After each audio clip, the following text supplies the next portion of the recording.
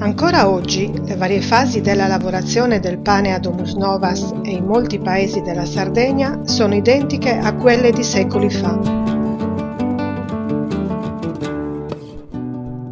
La lavorazione del pane comincia la sera prima, con la preparazione degli attrezzi da lavoro, ma soprattutto con il risveglio del lievito madre, suo frumentu. Salvatore Cambosu, nel suo Miele amaro, raccontava: «La vigilia dell'infornata, sul tramonto, mia madre seppelliva in segreto una palla di pasta di color terra nella farina intrisa con l'acqua tiepida e salata. Poi, disegnata con la punta di un dito una croce sul mucchio, non so quali parole o preghiere bisbigliasse, muovendo appena le labbra, come si fa davanti a una sepoltura. Ma passavano pochi momenti e lei ricopriva tutto con panni di lana, come si faceva con i bambini, quando cadevamo ammalati e per guarire dovevamo sudare. Ai primi canti dei galli già si lavorava nella cucina».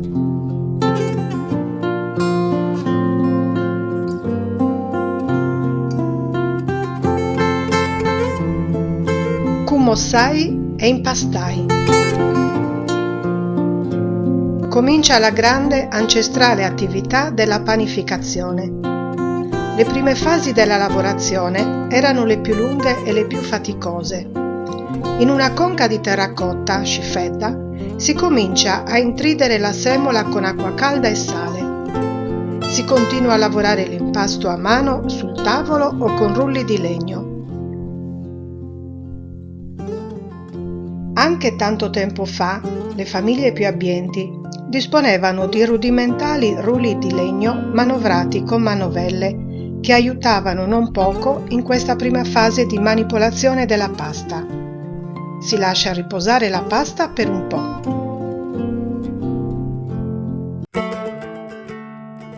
Ciuegi. Intorno al tavolo, Samesa o Vaisuvani, si stira e si rigira la pasta, amalgamando successivamente all'impasto il lievito madre su frumentu ridotto a emulsione. Quando la pasta raggiunge una consistenza liscia e molto elastica, sagorria, è pronta per essere ridotta a pezzi e modellare il pane pasta dura su gokkoi.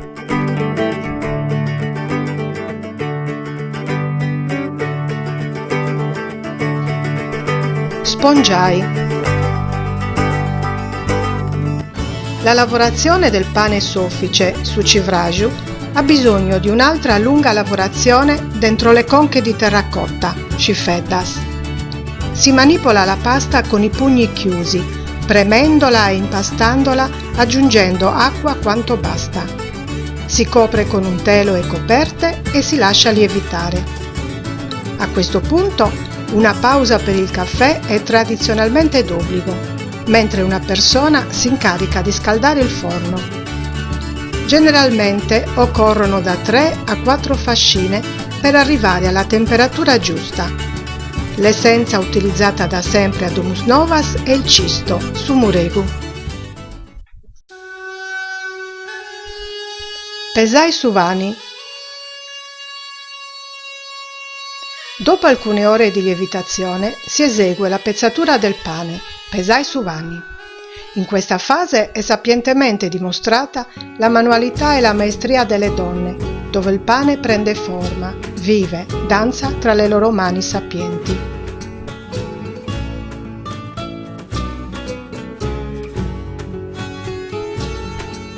Inforrai. Infine, dopo un'ulteriore attesa per la lievitazione dei pani, ripulito il pavimento del forno con scovasa de vorru, solitamente preparate con rami teneri e profumati di lentisco, modizzi o mirto, si procede alla cottura per circa un'ora.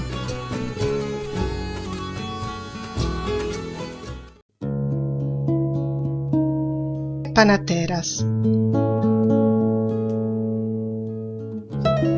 La panificazione è stata sempre occasione di festa, che coinvolgeva tutte le donne della famiglia, ognuna delle quali, dalla più piccola alla più anziana, era chiamata a dare il suo contributo. Era un momento sacro di convivialità, intimità e gioia, accompagnato da preghiere combinate a formule propiziatorie e rituali scaramantici. L'arte più antica e più nobile, l'arte del pane, per fortuna la si impara ancora ad Uns Novas. Sono le madri, le nonne, come un tempo, a tramandare questo antico sapere. E c'è chi lo apprende degnamente e ne fa tesoro, con la stessa passione, lo stesso amore che mettevano le nostre antenate, le nostre antiche panateras. E i loro segreti diventano conoscenza.